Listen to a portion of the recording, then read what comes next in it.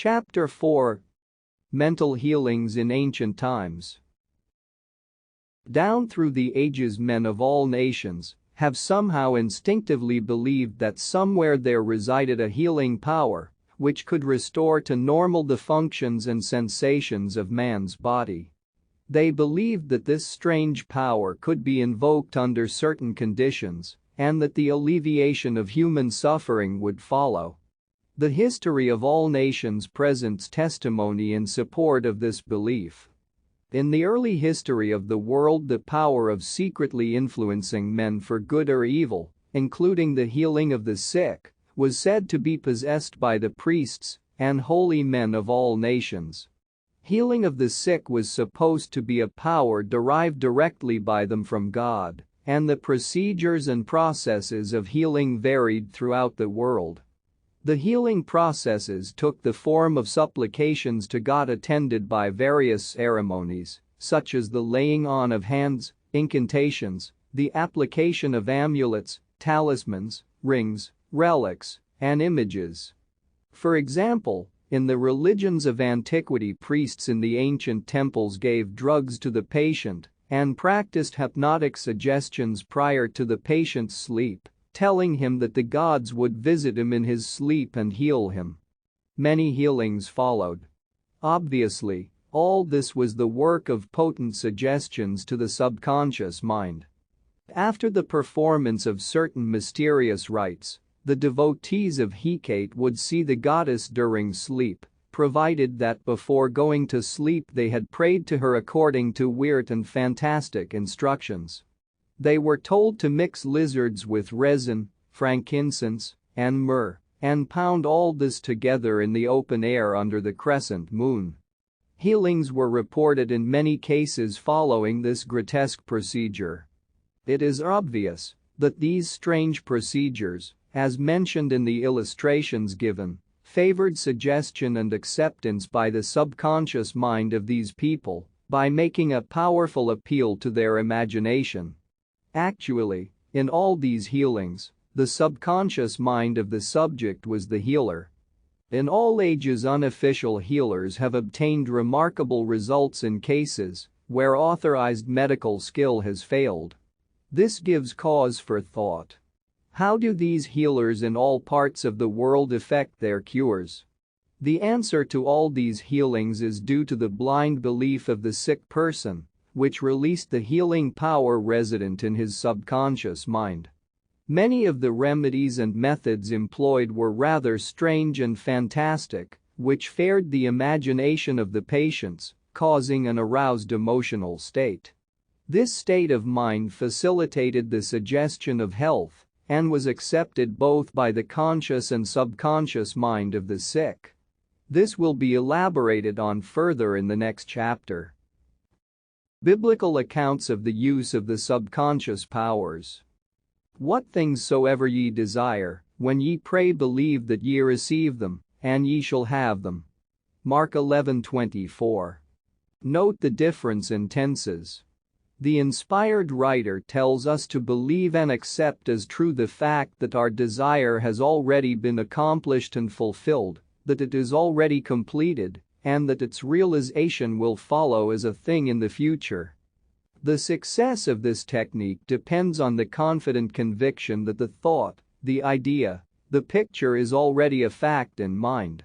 In order for anything to have substance in the realm of mind, it must be thought of as actually existing there. Here in a few cryptic words is a concise and specific direction for making use of the creative power of thought by impressing upon the subconscious the particular thing which you desire. Your thought, idea, plan, or purpose is as real on its own plane as your hand or your heart. In following the biblical technique, you completely eliminate from your mind all consideration of conditions, circumstances, or anything which might imply adverse contingencies. You are planting a seed concept in the mind, which, if you leave it undisturbed, will infallibly germinate into external fruition. The prime condition, which Jesus insisted upon, was faith. Over and over again you read in the Bible, according to your faith, is it done unto you? If you plant certain types of seeds in the ground, you have faith they will grow after their kind. This is the way of seeds, and trusting the laws of growth and agriculture, you know that the seeds will come forth after their kind. Faith as mentioned in the Bible is a way of thinking, an attitude of mind, an inner certitude, knowing that the idea you fully accept in your conscious mind will be embodied in your subconscious mind and made manifest. Faith is, in a sense, accepting as true what your reason and senses deny, i.e., a shutting out of the little, rational, analytical, conscious mind and embracing an attitude of complete reliance on the inner power of your subconscious mind. A classical instance of Bible technique is recorded in Matthew 9:28-30. And when he was come into the house, the blind men came to him, and Jesus saith unto them, Believe ye that I am able to do this? They said unto him, Yea, Lord. Then touched he their eyes, saying, According to your faith, be it unto you. And their eyes were opened. And Jesus straitly charged them, saying, See that no man know it. In the words according to your faith be it unto you, you can see that Jesus was actually appealing to the cooperation of the subconscious mind of the blind men. Their faith was their great expectancy, their inner feeling, their inner conviction that something miraculous would happen, and that their prayer would be answered, and it was. This is the time-honored technique of healing, utilized alike by all healing groups throughout the world, regardless of religious affiliation. In the words, see that no man know it, Jesus enjoins the newly healed patients not to discuss their healing, because they might be subjected to the skeptical and derogatory criticisms of the unbelieving. This might tend to undo the benefits they had received at the hand of Jesus by depositing thoughts of fear, doubt, and anxiety in the subconscious mind. For with authority and power he commandeth the unclean spirits, and they came out. Luke 4:36. When the sick came to Jesus to be healed, they were healed by their faith together with his faith and understanding of the healing power of the subconscious mind. Whatever he decreed, he felt inwardly to be true. He and the people needing help were in the one universal subjective mind, and his silent inner knowing and conviction of the healing power changed the negative destructive patterns in the patient's subconscious. The resultant healings were the automatic response to the internal mental change. His command was his appeal to the subconscious mind of the patients plus his awareness, feeling, and absolute trust in the response of the subconscious mind to the words, which he spoke with authority. Miracles at various shrines throughout the world. It is an established fact that cures have taken place at various shrines throughout the world, such as in Japan, India, Europe, and America. I have visited several of the famous shrines in Japan. At the world-famous shrine called Daibutsu is a gigantic divinity of bronze, where Buddha is seated with folded hands, and the head is inclined in an attitude of profound contemplative ecstasy. It is 42 feet in height and is called the Great Buddha.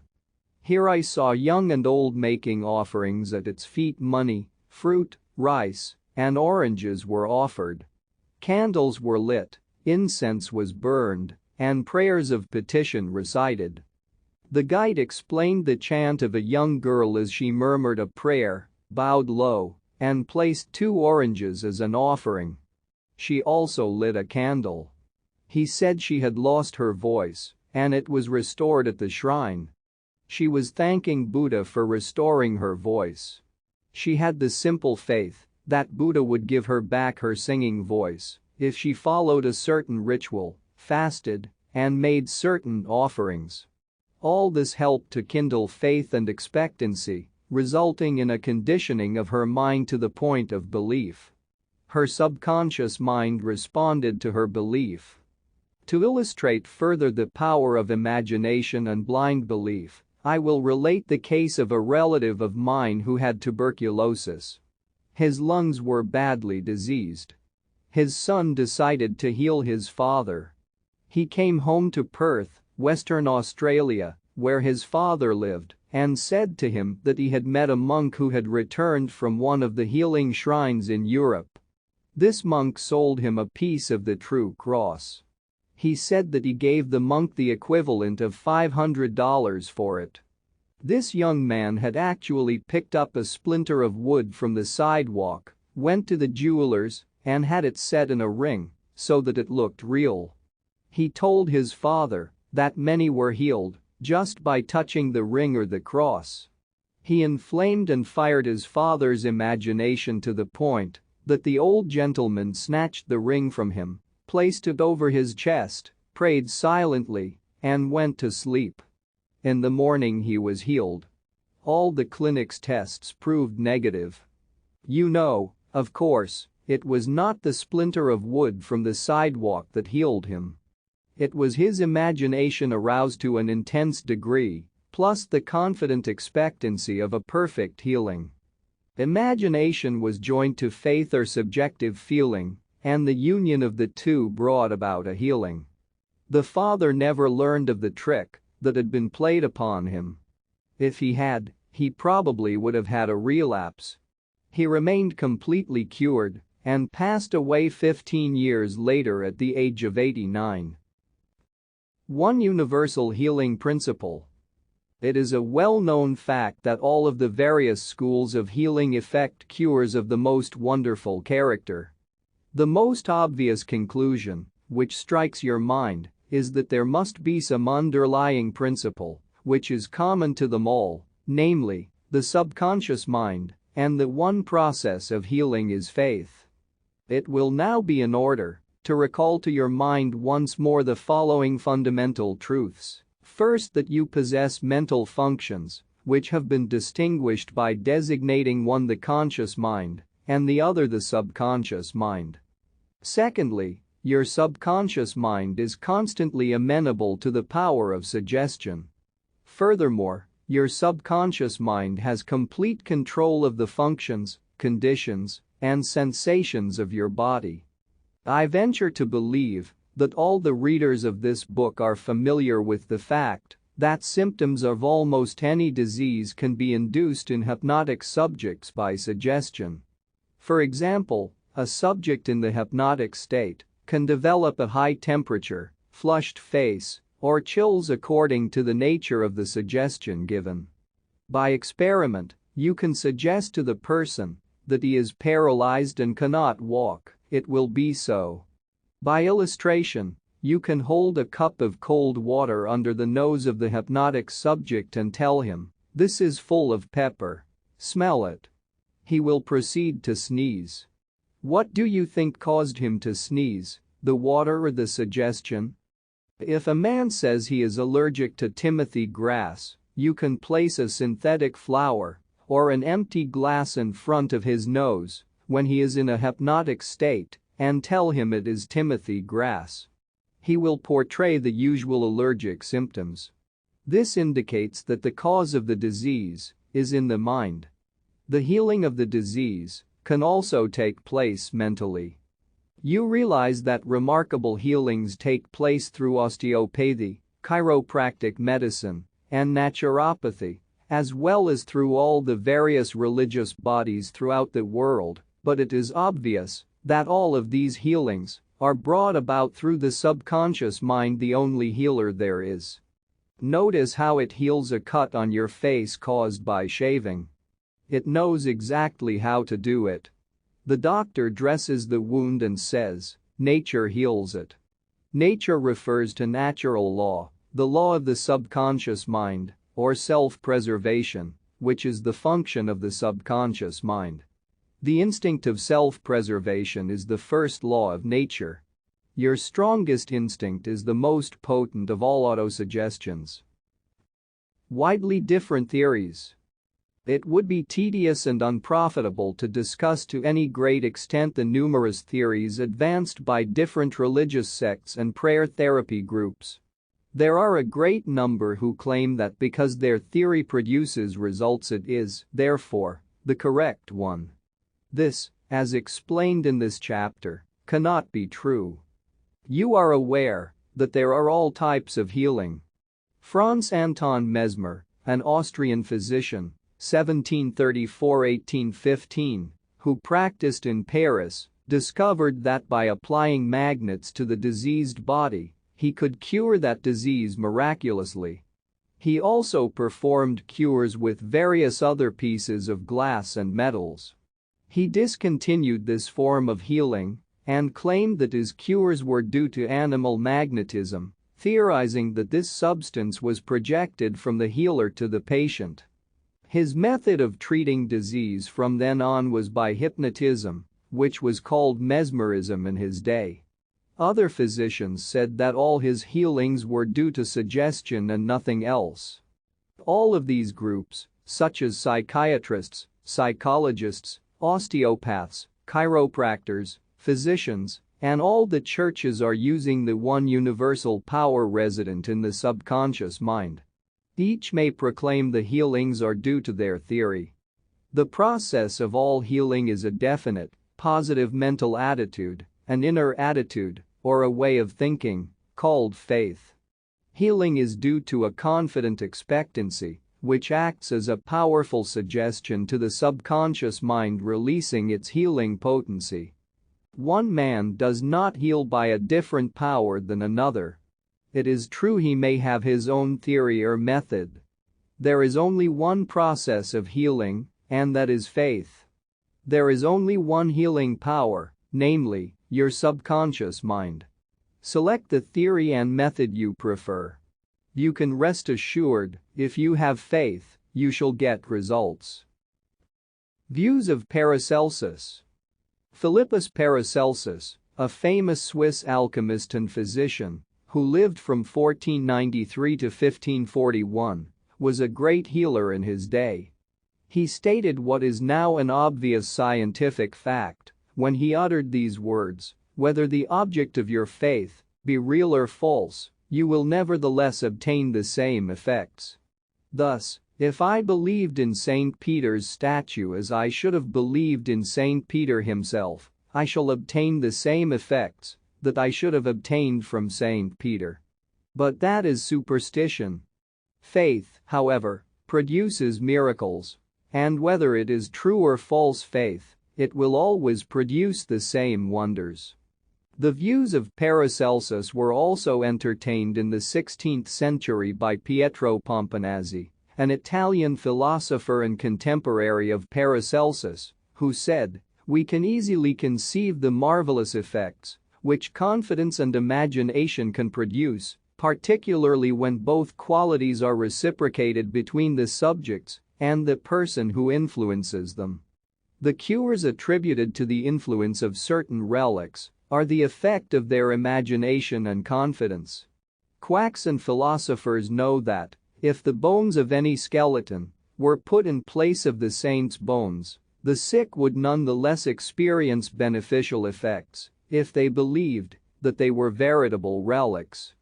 Then, if you believe in the bones of saints to heal, or if you believe in the healing power of certain waters, you will get results because of the powerful suggestion given to your subconscious mind. It is the latter that does the healing." Bernheim's experiments. Hippolyte Bernheim, professor of medicine at Nancy, France, 1910 to 1919, was the expounder of the fact that the suggestion of the physician to the patient was exerted through the subconscious mind. Bernheim, in his Suggestive Therapeutics, page 197, tells a story of a man with paralysis of the tongue, which had yielded to no form of treatment. His doctor told the patient that he had a new instrument with which he promised to heal him. He introduced a pocket thermometer into the patient's mouth. The patient imagined it to be the instrument which was to save him. In a few moments he cried out joyfully that he could once more move his tongue freely. Among our cases, continues Bernheim, facts of the same sort will be found. A young girl came into my office, having suffered from complete loss of speech for nearly 4 weeks. After making sure of the diagnosis, I told my students that loss of speech sometimes yielded instantly to electricity, which might act simply by its suggestive influence. I sent for the induction apparatus. I applied my hand over the larynx and moved a little and said, "Now you can speak aloud." In an instant I made her say A, then B, then Maria. She continued to speak distinctly. The loss of voice had disappeared. Here Bernheim is showing the power of faith and expectancy on the part of the patient, which acts as a powerful suggestion to the subconscious mind. Producing a blister by suggestion. Bernheim states that he produced a blister on the back of a patient's neck by applying a postage stamp and suggesting to the patient that it was a fly plaster. This has been confirmed by the experiments and experiences of many doctors in many parts of the world, which leave no doubt that structural changes are a possible result of oral suggestion to patients. The cause of bloody stigmata. In Hudson's Law of Psychic Phenomena, page 153, he states, hemorrhages and bloody stigmata may be induced in certain subjects by means of suggestion. Dr. M. Buru put a subject into the somnambulistic condition and gave him the following suggestion: at 4 o'clock this afternoon, after the hypnosis, you will come into my office, sit down in the armchair, cross your arms upon your breast, and your nose will begin to bleed. At the hour appointed, the young man did as directed. Several drops of blood came from the left nostril. On another occasion, the same investigator traced the patient's name on both his forearms with the dull point of an instrument. Then, when the patient was in the somnambulistic condition, he said, at 4 o'clock this afternoon you will go to sleep, and your arms will bleed along the lines which I have traced, and your name will appear written on your arms in letters of blood. He was watched at 4 o'clock and seen to fall asleep. On the left arm the letters stood out in bright relief, and in several places there were drops of blood. The letters were still visible 3 months afterward, although they had gradually grown faint. These facts demonstrate at once the correctness of the two fundamental propositions previously stated, namely, the constant amenability of the subconscious mind to the power of suggestion and the perfect control which the subconscious mind exercises over the functions, sensations, and conditions of the body. All the foregoing phenomena dramatize vividly abnormal conditions induced by suggestion and are conclusive proof that as a man thinketh in his heart, subconscious mind, so is he. Healing points in review. 1. Remind yourself frequently that the healing power is in your own subconscious mind. 2. Know that faith is like a seed planted in the ground, it grows after its kind. Plant the idea, seed, in your mind, water and fertilize it with expectancy, and it will manifest. 3. The idea you have for a book, new invention, or play is real in your mind. This is why you can believe you have it now. Believe in the reality of your idea, plan, or invention, and as you do, it will become manifest. 4. In praying for another, know that your silent inner knowing of wholeness, beauty, and perfection can change the negative patterns of the other's subconscious mind and bring about wonderful results. 5. The miraculous healings you hear about at various shrines are due to imagination and blind faith, which act on the subconscious mind, releasing the healing power. 6. All disease originates in the mind. Nothing appears on the body unless there is a mental pattern corresponding to it. 7. The symptoms of almost any disease can be induced in you by hypnotic suggestion. This shows you the power of your thought. 8. There is only one process of healing, and that is faith. There is only one healing power, namely, your subconscious mind. 9. Whether the object of your faith is real or false, you will get results. Your subconscious mind responds to the thought in your mind. Look upon faith as a thought in your mind, and that will suffice.